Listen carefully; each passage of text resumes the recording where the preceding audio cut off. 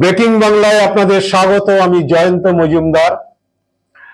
গত 1-1.5 বছর ধরে প্রায়শই হচ্ছে, যখন থেকে এ রাজ্যে শিক্ষা দুর্নীতির বিষয় উঠেছিল, বিভিন্ন সময় সিবিআই ইডি রেড করেছে, রাজ্যে মন্ত্রী গ্রেপ্তার হয়েছেন, শিক্ষা দপ্তরের আধিকারিকরা গ্রেপ্তার হয়েছেন। তারপর থেকেই বিরোধী দল নেতা শুভেন্দু অধিকারী বারে বারেই হচ্ছে বলেছিলেন যে এবার নাকি এবার লোকসভা ভোটের পরে যে এই সরকারটা, রাজ্য সরকারটা থাকবে না, 26 পর্যন্ত আর অপেক্ষা করতে হবে না, তার আগেই সরকার পড়ে যাবে।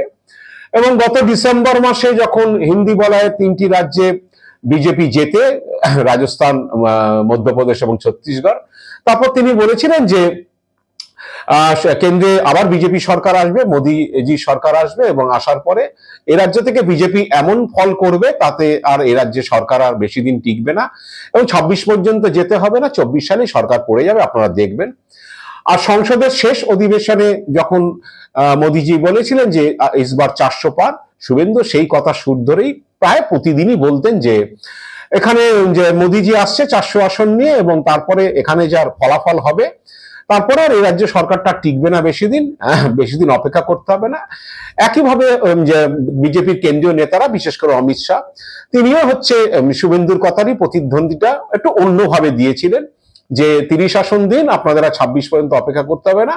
বোঝানো হয়েছিল যে 30 আসন পেয়ে গেলে, বা একটা সিংহভাগ আসন বা তৃণমূলের থেকে বেশি আসন বিজেপি পেয়ে গেলে রাজ্য থেকে, তারপরে আর বেশি দিন সরকারটা টিকবে না, এই ধরনের কথাবার্তা বা কিছুটা হুমকি সুরেই তারা এগুলো বলছিলেন। শুভেন্দু এটা রিপিটেডলি বলতেন, প্রায় প্রতিদিনই বলেছেন। তো ভোট হলো, সবই হলো। তো ভোটের পরও শুভেন্দু ফলাফলে বলেছিল যে আমরা তৃণমূলের থেকে অনেক বেশি আসনে এগিয়ে থাকবো। তো ফাইনালি আপনারা দেখলেন মঙ্গলবার দিন ফলাফল ঘোষিত হয়েছে। ফলাফল ইতিমধ্যে আপনারা জেনে গিয়েছেন, এ রাজ্যের ফল বা সারা দেশের ফল। আমি নতুন করে ফলাফল আপনাদের সামনে বলছি না। তো ফলাফল বেরোনোর পরে যেটা দেখা গেল যে শুভেন্দু অধিকারী, যেমন অধীর চৌধুরীকে বলা হতো মুর্শিদাবাদের কংগ্রেস নেতা, শুভেন্দু অধিকারীও তেমন হচ্ছে পূর্ব মেদিনীপুরের বিজেপি নেতা বনে গেলেন। তো জানি না এখন শেষ পর্যন্ত পূর্ব মেদিনীপুরে ফলাফলের শেপটা কি আসে। যখন আমি ভিডিও করছি তখনও একটি আসন নিয়ে কন্ট্রোভার্সি রয়ে গিয়েছে। পূর্ব মেদিনীপুরে তমলুক আসনটি যে এটা তৃণমূলের ছিল, সেটা বিজেপি প্রার্থী অভিজিৎ গঙ্গোপাধ্যায় জয়ী হয়েছেন বলে আমি সংবাদ মাধ্যম থেকে যতটা জানতে পেরেছি। কাঁথি আসনে সংবাদ মাধ্যম দেখাচ্ছিল যে সামান্য ভোটে শুভেন্দুর ভাই সৌমেন্দু অধিকারী এগিয়েছিলেন, কিন্তু সেটা ঘোষিত হয়নি বা জয়ী ঘোষণা করা হয়নি। পরবর্তীকালে সন্ধ্যেবেলা মুখ্যমন্ত্রী সাংবাদিক বৈঠক করার সময় তিনি বললেন যে কাঁথি আসনে তৃণমূল জিতেছে, কিন্তু যে অবজারভার সে বিজেপির হয়ে খেলছেন তিনি সার্টিফিকেট দেননি, এবং তিনি পরবর্তীকালে সৌমেন্দু অধিকারীকে জেতানোর ব্যাপারে হচ্ছে উদ্যোগ নিচ্ছেন। তো এরকম একটা অভিযোগ তিনি করেছেন। তো আমি যে পূর্ব মেদিনীপুরে খবর নিলাম, যারা সেখানে সংবাদ মাধ্যমের প্রতিনিধি, তারা বললো যে কিছু একটা হয়েছে, একটা সময়ের পরে আমরা জানতাম যে সৌমেন্দু অধিকারী এগিয়ে আছে, কিন্তু তারপরে কি হয়েছে, তারপরে তারা আর কোনো সংবাদ ভিতরে কি হচ্ছে না হচ্ছে পাচ্ছে না, কোনো ঘোষণা হয়নি, এরকম একটা পরিস্থিতি রয়েছে। জানি না, হয়তো রাতের মধ্যে বিষয়টা ক্লিয়ার হয়ে যাবে, তৃণমূল যদি সেখানে রিকাউন্টিং চায় বা যাই কিছু চায়। তো এইসব ব্যাপারে দুটো আসন নিয়ে মেদিনীপুরের এইসব কন্ট্রোভার্সি গুলো হয়েছে, এবং মমতা বন্দ্যোপাধ্যায় তমলুক আসন নিয়ে অভিযোগ করেছে যে সেই ভোটে রিগিং হয়েছিল, আপনারা জানেন, নন্দীগ্রাম সহ বিভিন্ন জায়গার কথা বলেছেন। তো এই হচ্ছে শুভেন্দু অধিকারীর মোটামুটি এ রাজ্যের অ্যাচিভমেন্ট, এ রাজ্যের লোকসভা ভোটে শুভেন্দু অধিকারীর অ্যাচিভমেন্ট, কাঁথি তমলুক। তার বাইরে 12টি আসন সুকান্ত মজুমদার খাবি খাচ্ছিলেন অনেক সকাল থেকেই, তারপরে তিনি লিড নেন। শেষ পর্যন্ত হয়তো তিনি জিতবেন, বা আমি যখন করছি তখনও পর্যন্ত ঘোষণা হয়নি। তো অবস্থা হচ্ছে এই, কারণ এটা দেখা গিয়েছে যে এবার যে ভোট হয়েছে সেই ভোটে, লোকসভা ভোটে, কারণ শুভেন্দু অধিকারী বিরোধী দল নেতা, সুকান্ত মজুমদার রাজ্য সভাপতি হলো, শুভেন্দুকেই দিল্লির কেন্দ্রীয় নেতারা, বিজেপির নেতারা শুভেন্দুকেই সমস্ত ক্ষমতা দিয়েছিলেন এই ভোটে, এবং প্রার্থিতা চয়েসের ব্যাপারেও শুভেন্দু অধিকারী প্রাধান্য ছিল। অনেকেই বলছেন বিজেপির অন্দরে যারা খবরাখবর রাখেন যে 42 আসনের মধ্যে প্রায় 22-23 জন প্রার্থী শুভেন্দুর মনোনীত বা শুভেন্দুর প্রস্তাবিত প্রার্থীকেই বিজেপির দিল্লির নেতারা মেনে নিয়েছিলেন, সেই মতো ঘুটি সাজিয়েছিলেন শুভেন্দু। বিভিন্ন জায়গায় তিনি প্রার্থী পরিবর্তন করেছেন। দিলীপ ঘোষকে মেদিনীপুর থেকে সরিয়েছেন দুর্গাপুরে, দিলীপ ঘোষ দুর্গাপুরে বিশাল ভোটে হেরেছেন, এবং মেদিনীপুরে যাকে এনেছেন অগ্নিমিত্র পাল, তিনিও জেতেননি। যাই হোক, এরকম শুভেন্দু বিভিন্ন জায়গায়, ঘাটালে দেবের বিরুদ্ধে হিরণকে এনেছিলেন, প্রচুর বিধায়ককে তিনি টিকিট দিয়েছিলেন, কিন্তু সবেরই পর্যুদস্ত হয়েছে, আপনারা জানেন। তো এখন যেটা দেখা যাচ্ছে যে বিজেপির অন্দরেই চর্চা হচ্ছে যে শুভেন্দু অধিকারী সকাল থেকে যে পেটোয়া যারা মিডিয়া, গদি মিডিয়ার একাংশ, সংবাদ মাধ্যমের একাংশ যারা তার পেছনে সবসময় ঘুরঘুর করে সকাল থেকে, তাদের সামনে বুকনিবাজি বা বউয়ের সামনে অনেক বড় বড় কথা, নানান কথা তিনি বলতে অভ্যস্ত এবং তিনি সেইভাবেই রাজনীতিটা করে যাচ্ছেন বেশ কিছুদিন ধরে, বা বলা যায় যে বিজেপিতে ঢোকার পর থেকেই এবং বিরোধী দল নেতা হওয়ার পর থেকেই সেই সকাল থেকে তিনি যেখানে যান সেখানে তার পেছনে একগাদা মিডিয়া বা সংবাদ মাধ্যম তার পেছনে থাকে, বুম বাড়িয়ে দেন এবং শুভেন্দু নানান সময় নানান বিষয় হচ্ছে তিনি তার বক্তব্য বা প্রতিক্রিয়া রাখেন। আর বিজেপি অন্দর আরেকটা চর্চা হচ্ছে যে উনি সংবাদ মাধ্যমে সারাদিন হচ্ছে বকে যান বা বিভিন্ন ভাষায় প্রতিক্রিয়া দেন, আর হাইকোর্ট করেন। তো এর উপর দাঁড়িয়ে হচ্ছে তিনি বোধহয় ভেবেছিলেন ভোটটা জিতে যাবেন, কিন্তু খেলাটা যে অত সহজ না সেটা শুভেন্দু অধিকারী নিশ্চিতভাবে 4 জুন বুঝতে পেরেছেন রেজাল্ট বেরোনোর পরে, কারণ সব অস্ত্র তিনি প্রয়োগ করেছেন। অনেকেই বলেন যে শুভেন্দু অধিকারী এ রাজ্যে যে কেন্দ্রীয় এজেন্সিগুলো কাজ করে, বিজেপির অন্দরও খবর যে কেন্দ্রীয় এজেন্সি কি করবে না করবে সেই সব বিষয়ে শুভেন্দু নাকি আমি বলছি তদারকি করেন। শুভেন্দু মাঝে মধ্যে বলে ফেলেছেন যে অমুক নেতার বাড়িতে এবার সিবিআই যাবে, তোমাকে সিবিআই দিয়ে টাইট দেবো, তোমাকে ইডি দিয়ে টাইট দেবো। তারপর ঘটনাচক্রে দেখা গেছে সেখানে সেই সব তৃণমূল নেতাদের বাড়িতে সিবিআই ইডি গেছে বা কাউকে তলব করা হয়েছে, এরকম তিনি হুমকি দিতেন এবং সেটা ঘটতো।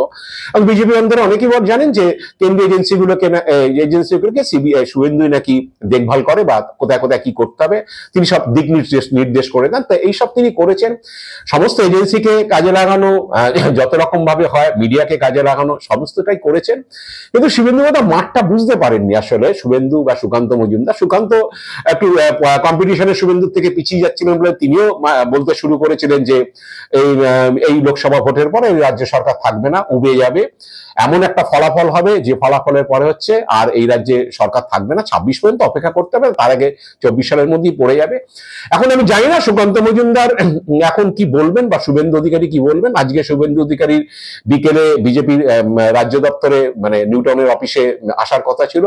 শোনা গেছে বা যেটুকু জানা গেছে তিনি সকাল থেকে কাঁথির বাড়িতে গৃহবন্দী হয়েছিলেন, কারণ কাঁথি এবং তমলুক দুটি আসনে খুব জবরদস্ত লড়াই হয়েছিল। একবার তমলুকে অভিজিৎ গাঙ্গুলি পিছিয়ে পড়ছিলেন, দেবাংশু এগিয়ে যাচ্ছিল, কোনো সময় কাঁথিতে শুভেন্দু অধিকারী পিছিয়ে পড়ছিলেন, খুব কম মার্জিনের মধ্যে কি বলে এগোনো পিছনে চলছিল।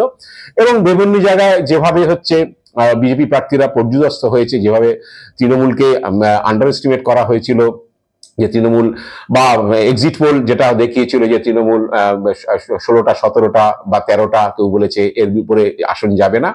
তো শুভেন্দুরা নিশ্চয়ই হচ্ছে খুব একটা আশায় ছিলেন যে একটা বিরাট একটা সংখ্যায় আসন তারা নিয়ে হচ্ছে রাজ্যে আসবেন এবং বিরাট কিছু একটা ফল হবে এবং তারপরে সেই হুমকি ছাড়া শুরু হবে বা তৃণমূল ভাঙার যোগ্য শুরু হবে, এরকম একটা প্ল্যান ট্যান হতে ছিল। যাই হোক সেসব হয়নি। শুভেন্দু সারাদিন কাঁথির বাড়িতেই বন্দী ছিলেন। পরবর্তীকালে তার বোধহয় এটাই লক্ষ্য ছিল যে বিজেপি রাজ্যে যে যাই হোক না কেন 10টা 12টা সিটে আটকে যাক, কারণ গতবারের আসনে বিজেপি ধরে রাখতে পারেনি।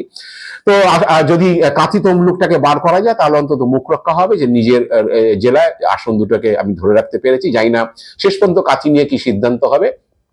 তো সুকান্ত মজুমদারও একই দশা, তিনি হচ্ছে দীর্ঘক্ষণ 6 রাউন্ড পর্যন্ত পিছিয়ে ছিলেন, তারপরে এগোন এবং শেষে শোনা যাচ্ছিল তিনি কিছু ভোটে এগিয়ে আছেন, হয়তো জিতে যেতে পারেন।